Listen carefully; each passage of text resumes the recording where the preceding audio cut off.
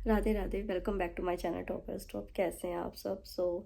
ठंड थोड़ी कम हो गई है, गर्मी आ रही है, डेट्स गुड, क्योंकि ठंड में प्रॉब्लम होती थी पढ़ने में, तो अब वो नहीं रहेगी। And I am wearing this T shirt, inner peace, I really want it. But अभी हम इकोनॉमिक्स शुरू करने जा रहे हैं। बाकी ऑल इंडिया मॉक टेस्ट जो है वो अभी कुछ दिनों में है, तो हम उसको भी देंगे। तो बाकी जैसा भी होगा I share in the video. Let's discuss life of a mentally tired UPSC और any competitive exam aspirant. I think आ लगाना या सिर्फ मेरी बात करना गलत होगा। फ्यू डेज़ बैक मैंने एक वीडियो देखी, मुझे वो अच्छे से याद तो नहीं है, पर उसमें वन गाय वाज सेइंग कि स्ट्रगल्स देखने हैं, डिप्रेशन देखना है, स्ट्रेस देखना है, तो 10 मिनट जाकर एक ऐसे पर्सन के पास बैठना और बात करना जो कॉम्पिटिटिव एग्ज़ाम की तैयारी कर रहा है, तो तुम जानोगे कि वो हर दिन मरता है और दिन में फिर एक उम्मीद जगाकर उठता है कि नहीं, हार नहीं सकता हूँ। एंड ये रियलिटी भी है। मैं नाम नहीं मेंशन करूँगी, बट जब मैं उन 3-4 लोगों से मिलती हूँ तो 5 मिनट की हेलो हाय के बाद हम सिर्फ यही डिस्कस कर रहे होते हैं कि ये स्ट्रगल्स कब ख़त्म होंगे, हम ऐसे माहौल, ऐसे मेंटल स्टेट में कैसे आगे बढ़ेंगे। बट इंडिया में इन चीज़ों से कोई फ़र्क नहीं पड़ता है। स्ट्रगल्स फेस में साथ होता है तानों का। फिज़िकल टॉर्चर तो नहीं होता, पर जो बातें कही जाती है वो दिल और दिमाग को इतना जख्मी कर देती है कि वो इस हालत में नहीं रहते हैं कि किताबों से दिल लगाया जा सके और दिमाग को टेंशन फ्री करके सिलेबस को माइंड में उतारा जा सके। और आई थिंक हर कोई मेरी इस बात से रिलेट कर पा रहा होगा, बिकॉज हमें लगता है कि दूसरों की लाइफ बहुत अच्छी है, वो भी हम डिस्कस करेंगे आगे। बट ऐसा कुछ भी नहीं होता है कि सब बहुत बेस्ट है। अभी मैं शूट कर ही रही थी, एकदम से शूट रोकना पड़ा, कई आवर्स का गैप आ गया, तो आई एम रियली सॉरी कि मैंने सोचा था कि मैं पूरे दिन का दिखाऊंगी, तो अभी शाम का जो स्लॉट थोड़ा बहुत होगा तो वही फिर अब शुरू करते हैं। और सोशल मीडिया इससे भी टॉक्सिक माहौल हमें प्रोवाइड करता है, क्योंकि वो एक ऐसा नैरेटिव सेट करता है जिसमें हम लोगों की वीडियोस को जब देखते हैं तो हमें लगता है कि उनकी लाइफ बहुत अच्छी है, वो ही लाइफ को एंजॉय कर पा रहे हैं, जिसकी वजह से थोड़ा सा जो सिटी लाइफ से दूर पर्सन बैठा होता है उसको ये लगता है कि हमारी लाइफ में कुछ भी नहीं करने को, वो और डिप्रेशन में चला जाता है। जबकि ये कभी नहीं दिखाया जाता कि किसकी लाइफ में कितने चैलेंजेस हैं। तो ये बहुत मुश्किल चीज़ है जिसको हम बाद में डिस्कस करेंगे। पहले एक इंपॉर्टेंट चीज़ डिस्कस करते हैं कि आपको पता है कि यूपीएससी की तैयारी के 2 मेन पिलर्स हैं, टाइमली सिलेबस कंप्लीशन और इफेक्टिव रिवीजन। तो सिलेबस तो आपने कंप्लीट कर लिया होगा, पर रिवीजन का क्या? तो डोंट वरी, पीडब्ल्यू आपके रिवीजन और तैयारी के असेसमेंट्स का रख रहा है पूरा ध्यान। होने जा रहा है UPSC all India prelims mock test 2025 देश के 19 शहरों में। ये ऑफलाइन रियल टेस्ट देगा आपको प्रीलिम्स का एक्सपीरियंस प्रीलिम्स से पहले। जीएस 1 टेस्ट में 100 क्वेश्चन होंगे, लाइव आंसर डिस्कशन होगा हज़ारों कैंडिडेट्स के बीच अपनी ऑल इंडिया रैंक के साथ। अब जानिए कैसे होता है ये एग्ज़ाम, इन्वायरमेंट, प्रेशर और कैसी हुई आपकी तैयारी all in the mock test. तो आप रजिस्टर करने के लिए नीचे गए लिंक पर जाइए और वहाँ पे रजिस्टर कीजिए और बिल्कुल एग्ज़ाम वाली एक फीलिंग लीजिए यूपीएससी की with this mock test. So register now. और हर एस्पिरेंट की तरह ना मैं भी अगेन उठी कि नहीं भाई, ऐसे तो नहीं पीछे हट सकते। और ये मैं ना कई बार पिछले 1 महीने से कई बार ऐसे हो चुकी हूँ, आप मेरे ब्लॉग्स में भी देख रहे होंगे कि मैं आपको बोलती हूँ कि मैं उठ रही हूँ, अगेन मैं उठ रही हूँ, अगेन मैं उठ रही हूँ, ये ही चलता रहता है। आप ये बात सोचो कि आप 10 कदम चले, ठीक है, 10 कदम बाद आपको लगा कि हाँ ये रास्ता कंफर्टेबल होता जा रहा है मेरे लिए, अब मैं अपनी थोड़ी और स्पीड बढ़ा सकता हूँ। और जहाँ मैं 1 घंटे में 10 कदम चल रहा था, अब मैं आधे घंटे में 10 कदम चलूँगा। और सडनली एक बड़ा सा पत्थर आता है, आपके पैर पे चोट लगती है और आप गिर जाते हो, आपके पैर पे चोट लग जाती है। फिर आप क्या करते हो? आप 2 घंटे का रेस्ट लेते हो, 2 घंटे में वो चोट हील होती है, आप अगेन उठते हो। अब आपकी स्पीड जो आप 10 कदम चल पा रहे थे ना 1 घंटे में, उससे 5 कदम हो चुका 1 घंटे में। ये होता है बेसिकली। तो ये जो स्पीड बनने लगती है ना हमारी पढ़ाई की, हम सोचते हैं कि नहीं हम और अच्छा कर पाएंगे, अभी तो हमें चीज़ें समझ आने लगी, और एकदम से जब ऐसा कोई कंडीशन आता है तो आप जहाँ 2 कदम आगे बढ़ने वाले हो तो आप 5 कदम पीछे चले जाते हो, क्योंकि जो आपने पढ़ा होता है ना आप वो भी भूल जाते हो। शायद आपको याद होगा कि एक वो ओसवाल्स की बुक आई थी, प्रैक्टिस बुक्स, तो मैं वहाँ पे मैंने फर्स्ट चैप्टर किया था जो कि यूरोपियन इन्वेजन इन इंडिया था। इतना सिंपल चैप्टर था, बिल्कुल बेसिक, आई थिंक बिगनर्स भी उसको ईजिली कर सकते हैं। मैं 2-3 बार एग्ज़ाम क्लियर कर चुकी हूँ। मैंने वो क्वेश्चंस में से आई थिंक 50 क्वेश्चन थे, 30 क्वेश्चन गलत किए थे, आई थिंक 35 क्वेश्चन भी गलत हो सकते हैं। इतने सिंपल टॉपिक को ये माइंड सेट होता है जब आप पीछे की तरफ धकेले जाते हो। और इसके लिए रिस्पॉन्सिबल कौन होता है? ऑब्वियसली हमारी आसपास की कंडीशंस तो होती है, बट उसके लिए कोई भी जिम्मेदारी अपनी नहीं लेगा।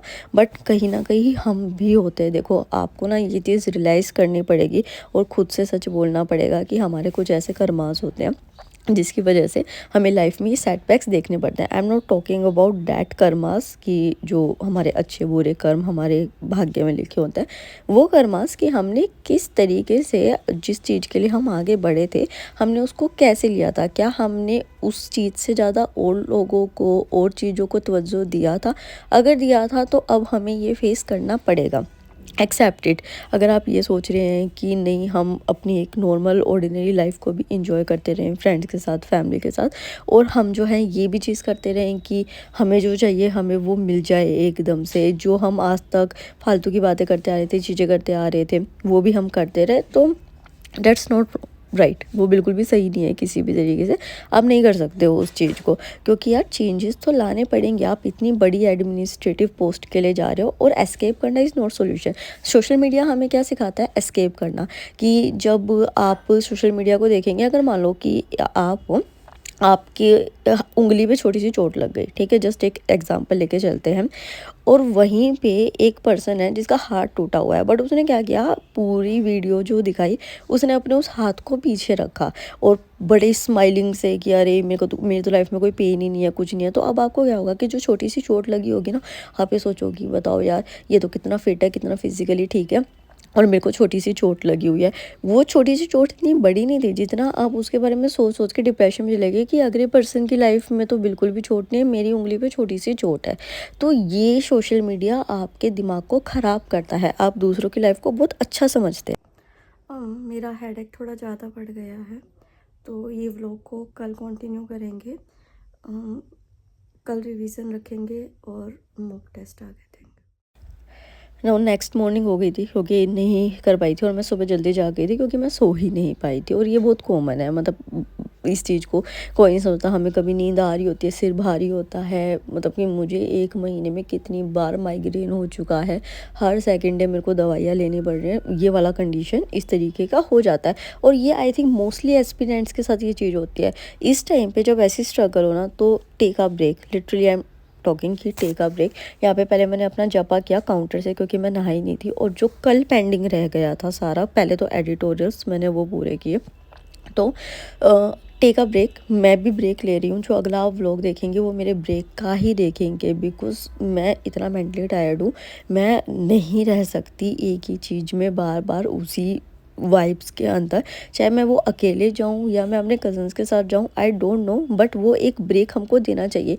पता है, हमारे सर थे, वो एक बात बोलते थे फ़िलोसफ़ी के, कि जो स्टूडेंट होता है वो खुद को इतना ज़्यादा हीटअप कर लेता है, इतना ज़्यादा हीटअप, और जो उसके आसपास की कंडीशंस होते हैं, कि जब एग्ज़ाम टाइम आता है उस टाइम पे हम उस चीज़ को समझ ही नहीं पाते, हम गिव अप हो जाता है हमारा हीटअप की वजह से। तो फिर एग्ज़ाम पे वो असर दिखता है हमारा। तो ब्रेक ले लीजिए, क्योंकि कई बार कई लोग ये बात पूछते भी हैं कि क्या हमको ब्रेक लेना चाहिए, या फिर आप इतना मोटिवेट कैसे रहते हो। देखो, मोटिवेशन का ये है कि इट्स अबाउट सर्वाइवल। जैसे वो एक एक्सपेरिमेंट डायलॉग था ना, कि it's about Tom and Jerry, कि जेरी अपने सर्वाइवल के लिए भागता था, और टॉम जो था वो सिर्फ एक टाइम के खाने के लिए करता था।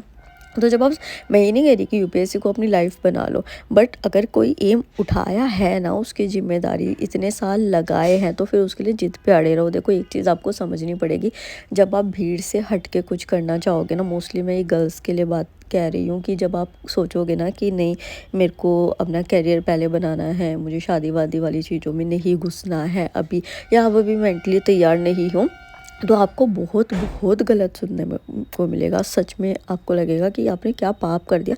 पर पीछे मत हटना, क्योंकि अगर जब हम गलत नहीं करते ना, तो हमें पीछे नहीं हटना चाहिए।